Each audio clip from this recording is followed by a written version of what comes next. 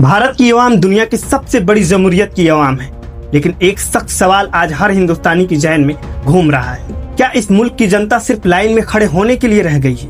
क्योंकि हर बड़े फैसले के बाद, हर बड़े संकट के बाद सबसे पहले लाइन में कौन दिखाई देता है? गरीब, मजदूर और आम हिंदुस्तानी।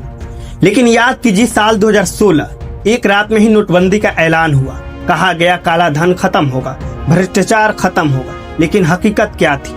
बैंक के बाहर लंबी लाइनें, घंटे खड़े बुजुर्ग परेशान, मजदूर परेशान और कई लोगों की जान तक चली गई।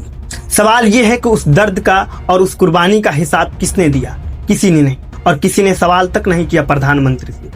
फिर आया कोरोना के खौफनाक दौर, अस्पताल के बाहर लाइन, वैक्सीन के लिए लाइन, और सबसे दर्दनाक मंजर तब हुआ जब ऑक्सीजन सिलेंडर के लिए तड़पते हुए लोगों, माएँ अपने बच्चों को बचाने के लिए रोती रही, परिवार अस्पताल के बाहर मदद के लिए गुहार लगाते रहते थे। लेकिन उस वक्त भी हुकूमत से जवाब कम और खामोशी ज्यादा सुनाई थी। लेकिन इस पर भी हमारे प्रधानमंत्री से किसी ने सवाल नहीं किया कि महंगाई आम आदमी की कमर तोड़ रही, रसोई गैस के दाम आसमान छू रहे हैं। जिस गैस सिलेंडर के कभी गरीब के लिए राहत बनाया गया था, आज वही सिलेंडर गरीब के लिए सबसे बड़ी मुसीबत बन चुका है।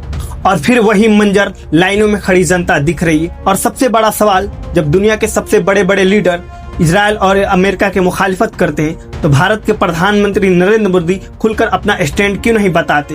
क्यों इजराइल के खिलाफ नहीं बोलते? क्यों अमेरिका के खिलाफ नहीं बोलते? अब इन दोनों देश की मुखालिफत क्यों नहीं करते जब दुनिया के बड़े बड़े लीडर करते हैं? क्या आज भारत की आवाज इतनी कमजोर हो गई, या फिर कोई ऐसी सियासी मजबूरी है जो जनता को नहीं बताई जा रही है? और सवाल सिर्फ हुकूमत से नहीं, मीडिया से भी है।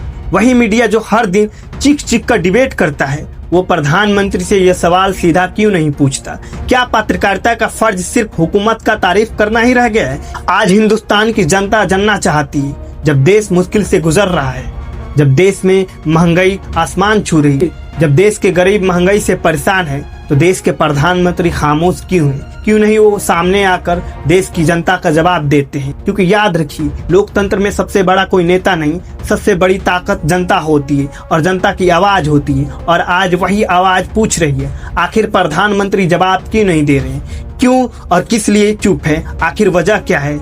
आप कमेंट करके जरूर बताइएगा।